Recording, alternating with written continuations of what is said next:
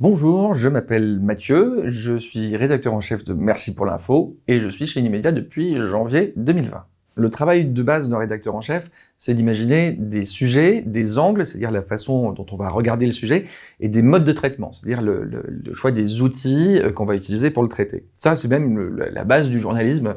Retenez sujet, angle, mode de traitement. Là, vous avez tout. Et puis après, ces sujets, il faut les suivre, c'est-à-dire qu'on va accompagner le rédacteur, ça passe par un synopsis, ça arrive jusqu'à la relecture, et puis il y a des petits allers-retours, on accompagne le journaliste qui écrit le sujet pour essayer de faire le meilleur sujet possible, parfois aussi pour que ça soit coordonné avec d'autres types de produits. C'est-à-dire qu'il y a des articles, il peut y avoir aussi des vidéos, des podcasts, un webinaire en direct ou plein d'autres choses. Ce qui me plaît le plus dans mon métier, c'est justement de faire monter cette sauce-là, c'est-à-dire d'aboutir à une espèce de produit final qui est composé de plein de choses, et de réussir à les faire se correspondre et de pouvoir proposer quelque chose qui puisse convenir à différents lecteurs qui ont différentes habitudes. Après, moi, en tant que rédacteur en chef, je suis manager, mais mon vrai métier, c'est journaliste. J'ai pas été formé à être manager.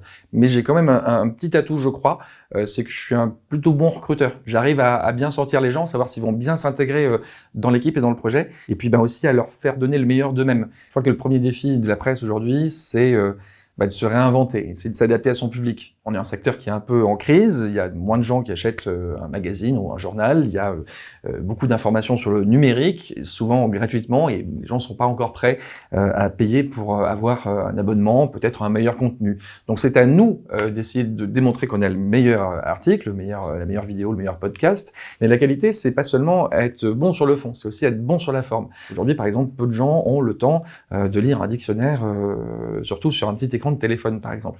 Donc l'idée, c'est de pouvoir mieux découper nos articles, mieux les penser, améliorer la maquette, ça vaut pour le print comme pour le web, pour accompagner le lecteur à lire seulement les passages qui vont l'intéresser, pouvoir approfondir ces points-là seulement et sauter le reste. On a donc fait ce chantier en 2022 avec une nouvelle maquette pour le magazine, avec des développements sur le site, et ça nous a permis d'avoir déjà des premiers résultats où les gens nous lisent un petit peu plus, ont une meilleure facilité de lecture. Donc ça, on en est content. Alors aussi proposer plein d'autres choses.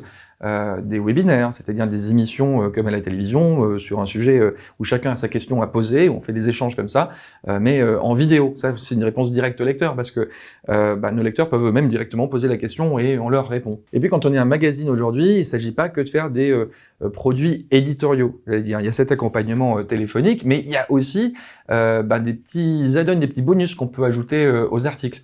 Je pense par exemple à des simulateurs pour savoir si on a le droit à la prime d'activité. Plutôt que d'écrire un tableau compliqué où il y aura les colonnes, on accompagne le lecteur, on l'aide, on est là pour l'aider, pas pour lui compliquer la vie, plutôt pour lui simplifier. Les qualités qui me plaisent quand je rencontre un candidat, ce serait, je dirais, la curiosité. Pour un journaliste, évidemment, c'est essentiel. La rigueur aussi. Et puis, une dernière qualité qui est, je pense, vraiment nécessaire à Merci pour l'info, c'est l'envie d'apprendre. On travaille une matière qui évolue tout le temps. Elle est très juridique, elle est parfois un petit peu technique. À nous de la rendre lisible à tout le monde, et pour ça, il faut l'avoir, évidemment, non seulement lue, mais bien digérée pour pouvoir bien la transcrire. Parce qu'il y a quand même plein de choses auxquelles on a droit et qu'on ne connaît pas forcément. Donc à nous d'informer nos lecteurs et nos abonnés particulièrement sur leurs droits.